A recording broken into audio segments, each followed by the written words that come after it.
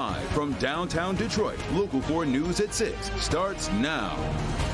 Ready to roar. The most talked about young team in the National Football League has arrived at Arrowhead Stadium in Kansas City to take on the Super Bowl champions. Tonight, our Detroit Lions have a chance to make a statement against the Chiefs.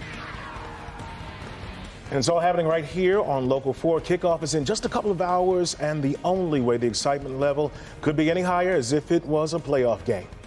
But as Dan Campbell would say, first, you got to play the game in front of you. Thanks for being here with us, everyone. I'm Damon Fernandez in for Devin tonight. I'm Kimberly Guild. Tonight, the Lions help kick off the NFL season in the national spotlight. Let's get right to Bernie Smilovitz live inside Arrowhead Stadium with some late breaking news on who's playing tonight, Bernie. Yeah, it's Travis Kelce. That's the story here. The Chiefs said it would be a game-time decision, but they've made the decision now. He will not be playing tonight. Hyperextended his knee 2 days ago in practice, and now has been ruled out tonight. It's a bone bruise on his knee. There's no structural damage, but with 16 games left, you can understand why they're hesitant and want to be very, very careful. So he is out. Chiefs favored by 5. Kansas City, of course, is the reigning Super Bowl champions. We've got highlights of the Lions who are trying to get to where the Chiefs are. Here's the Lions as they arrived at the top of the walkway and then walked their way down to the locker room. If you're building a house, you'd like General Manager Brad Holmes to build it. His remake of the Lions has been fast and breathtaking. He sat down with us to talk about this team and getting here. Roster improve over time, continuity, both coaching staff and personnel, improved over time, stayed intact, and obviously the way we ended the season last year, I think we proved that we'll compete with anyone, and so further improvement, further continuity, we feel good about being able to compete. All right, that's Brad Holmes. More with Brad Holmes coming up at 6:30 on our pregame show. But now we're going to head outside because that's where Jamie Edmonds is keeping count and keeping an eye on all the Lions fans who have made the trip to Kansas City. Hey, Jamie. Bernie, there is so much Honolulu blue and silver all over Arrowhead Stadium. Anecdotally, I would say Lions fans traveled quite well tonight. And everyone has a story. Either they're a long-suffering Lions fan, or they live nearby, or they made the trip with their family. I have a really cool story here of a group of guys who started this thing more than a decade ago. They always head to a road game, and they're here tonight. It's hard to miss them, the Motor City Road crew, 26 guys, matching shirts. A lot of family, friends from the Grosse Pointe, St. Clair Shores area. And it's a great time. We're rooting for the Lions. Over the years, this crew has planned a road trip to a place where the Michigan Wolverines and the Lions play. 2011, we looked at the schedule, my dad and I, my brother, and realized Michigan played at Illinois the same weekend the Lions played at the Bears. Figured we'd get 4 or 5 guys to go on a trip, and 4 or 5 turned into 20. This year, the schedules didn't quite match up, but no worries. This game between the Lions and the defending Super Bowl champion Chiefs is big enough. This afternoon, the Motor City Road crew's chartered bus pulled into the parking lot here at Arrowhead. The crew set up everything possible for a tailgate fit for a Lion. All that's left, hit the road back to Detroit with a victory. I'm going to go 31-28 Lions. Got it. You're picking a winner. Oh, yeah, got it. Hopefully the Chiefs can keep it close.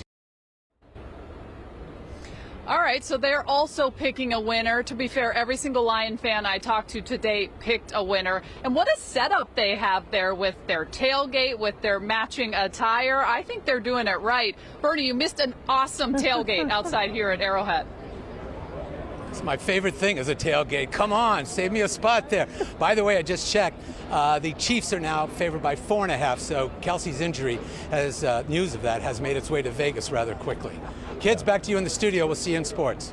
Okay, guys, we'll check back in with you then. Can't wait to talk to you. And Local 4, as you know, is all in on these Lions. Immediately following this broadcast, our exclusive pregame show live from Kansas City's Arrowhead Stadium gets underway. Yeah, we're the only station giving you the full game experience with team analysis from NFL play-by-play announcer Mike Tirico and one-on-one interviews with quarterback Jared Goff and Lions general manager Brad Holmes. Kickoff is at 8:20, and after the game, we'll have live post-game coverage from the locker room and the field. And we're also hosting an exclusive insider watch party at the Foaling Warehouse in Hamtramck. If you aren't an insider, be sure to sign up tonight so you don't miss out on the next big event. It looks like a lot of fun over there. Because we are the all-in station for the Lions, Wheel of Fortune and Jeopardy are moving to MeTV for the night. Now, if you want to check out those rerun episodes, you can find them over the air by turning to channel 4.3, or if you have cable, search the channel guide for MeTV. Now, Wheel of Fortune will be on at 7,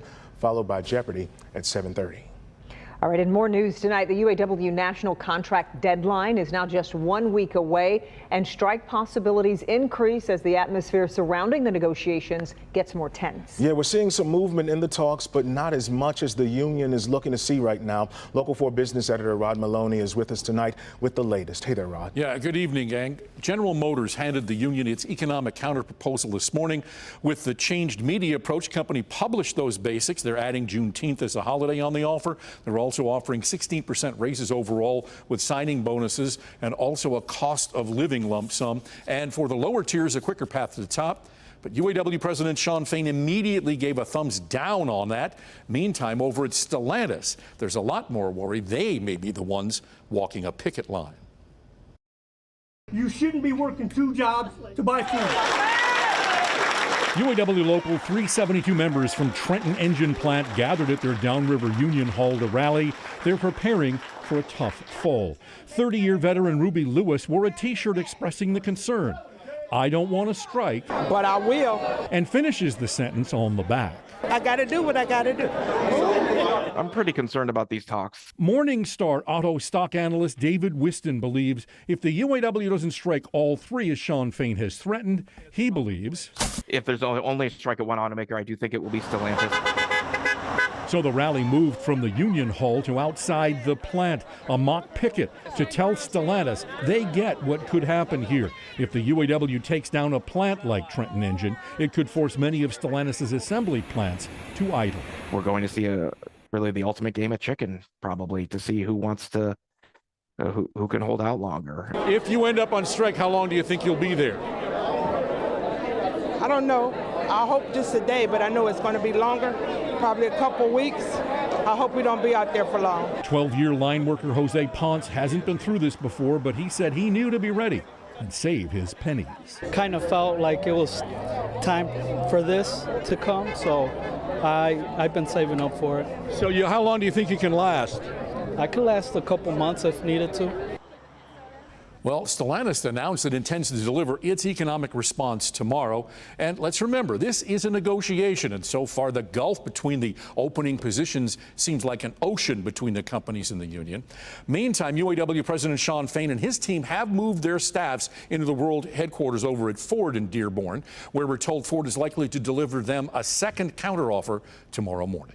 So we know you've been closely following this. How might a strike roll out if there is one next week? Okay, I've been doing this like almost 30 years, okay? I've never seen all 3 struck at the same time. So we don't know. That happened a long time ago. I have no idea how that rolls out. What is likely to happen, and what we said there, is that you take down a couple of components plants that provide engines or transmissions or sheet metal. Bring those plants down. Only they go on strike. They get $500 a week. Then the rest of the company, which comes down because they don't have any parts to build vehicles with, they end up on unemployment. So that's likely how this is going to go. I've got union sources telling me that's what's going to happen, but we'll have to wait and see. One more week left. Yeah. All right. And we've got that Facebook Live, too. Tomorrow, 5 o'clock. We'll be following that. Okay. Rod, thank you. Thanks, Rod. All right, Kim, so where everybody's watching the weather right now, it was a muggy day to the start. How's everything shaking up for the night? It looks great. I mean, we've got a couple sprinkles out there, but otherwise most areas are dry. It's a little humid, but not too bad. 75 in Detroit. Kansas City right now is sunny and 82. The sun will set and they'll drop down into the mid to upper 70s. A little bit humid out in Kansas City, and it's muggy here as well. Take a closer look. 66 in Port Huron, mid 60s in Sandusky, 69 in Pontiac. Exact Track 40 radar just picking up a couple of returns, especially in parts of Monroe County, but no severe weather, no thunderstorms tonight. Looks like a nice, quiet night.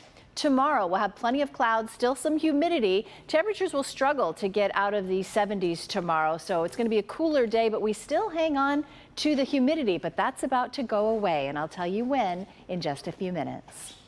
All right, Kim, an update from Michigan State Police about the search for a man who shot up and burned some of their patrol vehicles. We showed you these images yesterday from Sault Ste. Marie. Late today, the police said they've taken a suspect into custody at a property on Riverside Drive in Sault Ste. Marie. Nobody was hurt in the incident. We'll have more information as it becomes available. An old Detroit school building that shut down years ago has an exciting new purpose. A place where kids once learned is now helping them in a different way. Sean Lay is live on the west side with a closer look. Hey there, Sean. Good evening, guys, from the west side here. A real pleasure to get a tour here, learn more about the programs inside this beautiful building here. Lives transformed, young lives inside here. But first, this building absolutely had to be transformed. Take a look. I almost walked back out, but Jason had the vision. He said, oh no, we can do something. Nicole Wilson is the executive director of Union. She and her husband Jason transforming an old school building into a youth development center where they know transformations happen. That is the concept of the Cave of Adullam. You come into the cave one way, but you exit another. The Union on Oakman Boulevard is stunning. Each room a place for a young person to learn job skills, life skills. But upstairs is the key, where boys learn to master their emotions. One of the lines in our creed is, I will not be mastered by my emotions, instead I will rule over them. And that is the heavy lifting Jason Wilson is taking on, calling this room the Cave of Adullam, where through martial arts, boys heal from trauma and learn to rule their emotions. Most who come through the program, their grades improve without tutoring. And that right there shows you the power of just letting a boy have the freedom to feel, to be human, to express the things that are troubling him. And he's not weak just because he's feeling sadness or depression.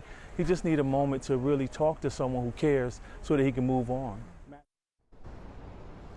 That transformation for young boys happening upstairs here. The Union, of course, open for others to come and enjoy and also learn a lot. Impressive couple, really impressive building here. You can see why there's a 700-person wait list to get into the martial arts portion of this. Back to you. What a solid community story, Sean. Good to see the progress happening over there and looking forward to see what comes out of that new facility. All right, Sean, thank you.